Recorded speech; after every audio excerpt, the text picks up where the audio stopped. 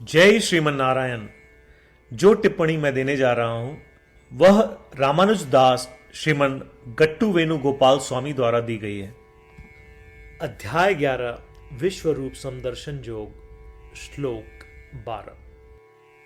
दिवि सूर्य सहस्रस्य भवेत् युगपत् उत्थिता यदि भाः सदृशी सा स्यात् भासस्तस्य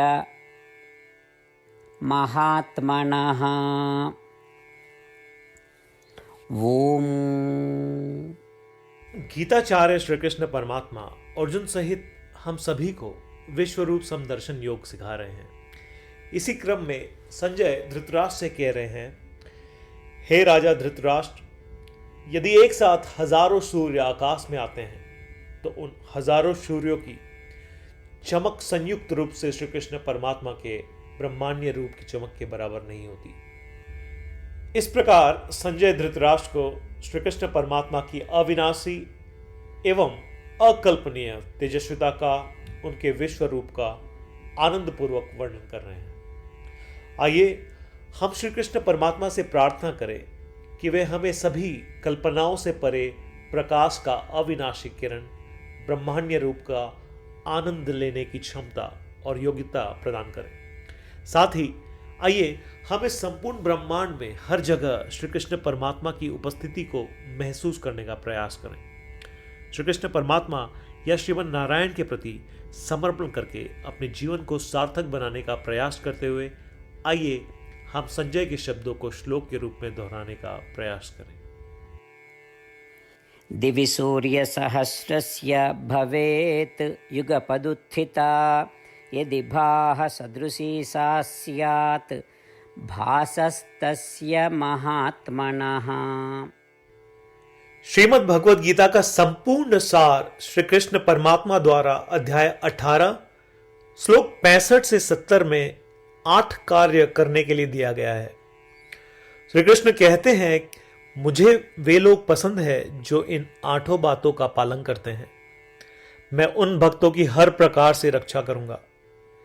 श्री कृष्ण परमात्मा द्वारा बोली गई संपूर्ण भगवद गीता को सुनने के बाद अर्जुन कहते हैं, करिष्ये वचनम तव, जिसका अर्थ है कृष्ण, मैं वैसा ही करूंगा जैसा आप कहेंगे। यही कारण है कि श्री कृष्ण ने अर्जुन को सभी प्रकार की सफलताएं और जीत प्रदान की है। आइए परमात्मा को वचन दे कि हम इन 8 कर्मों का पालन करेंगे। ऐसी कोई पूजा, तप या यज्ञ नहीं है जो परमात्मा को यह शब्द देने से बढ़कर हो। मैं कहूंगा कि ये 8 प्रतिज्ञाएं हमें करनी चाहिए। कृपया आप सभी इन्हें अपने दिल और दिमाग में सोचें। इस प्रकार श्री कृष्ण को अपना वचन देते हुए आइए हम सभी श्री कृष्ण के सुंदर चेहरे को खुशी से चमकते हुए देखें और आनंद का अनुभव करें। जय श्रीमन नारायण। ये है हमारे 8 वचन। हमारा पहला वचन, हे श्रीमन नारायण, जैसा आपने निर्देश दिया मैं हमेशा आपका ध्यान करूंगा और आपके बारे में सोचूंगा।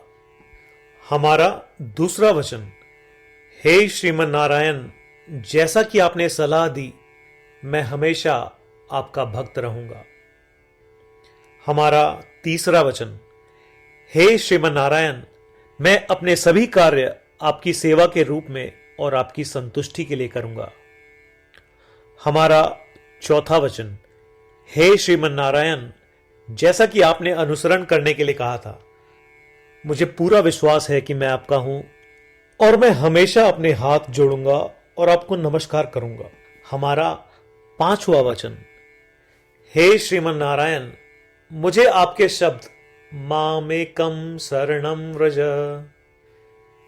याद आते हैं, जो आपने सिर्फ और सिर्फ आपको ही समर्पण करने को कहा था। श्रीमन नारायण, मैं केवल आपके प्रति समर्पण करता हूं। हमारा छठा वचन, हे श्रीमन नारायण, मुझे आपके शब्द माँ शुचः याद आते हैं कि आप हमें शोक न करने का आश्वासन दे रहे हैं। मैं अब शोक नहीं करूंगा। हमारा 7वां वचन। हे श्रीमन नारायण, आपने हमारे लिए श्रीमद् भगवद गीता देकर हम सभी पर कृपा की है और आशीर्वाद दिया है। मैं कम से कम एक श्लोक पढ़ने या सुनने का वादा करता हूं। हमारा 8वां वचन। हे श्रीमन नारायण, आपने सारी मानवता को गीता प्रदान की। मैं गीता में आपके दिव्य शब्दों को उन भक्तों तक फैलाने का प्रयास करूंगा जो गीता से अपरिचित हैं। हमने अभी अभी परमात्मा को 8 वचन दिए हैं। प्रतिदिन श्रीमन नारायण को यह वचन देना कि हम वैसा ही करेंगे जैसा वे कहेंगे, अपने आप में एक महान पूजा है। आइए हम उसे अपने अटल विश्वास के साथ अपना वचन दें। श्रीमन नारायण करिष्ये वचनम तव, जिसका अर्थ है, श्रीमन नारायण, मैं आपके निर्देशों के अनुसार कार्य करूंगा। सर्वम श्री कृष्णार्पणमस्तु। जय श्रीमन नारायण। दिवि सूर्य सहस्रस्य भवेत् युगपत् उत्थिता यदि भाः सदृशी सा स्यात् भासस्तस्य महात्मनः। ॐ दिवि सूर्यसहस्रस्य भवेत् युगपदुत्थिता यदि भाः सदृशी सा स्यात् भासस्तस्य महात्मनः।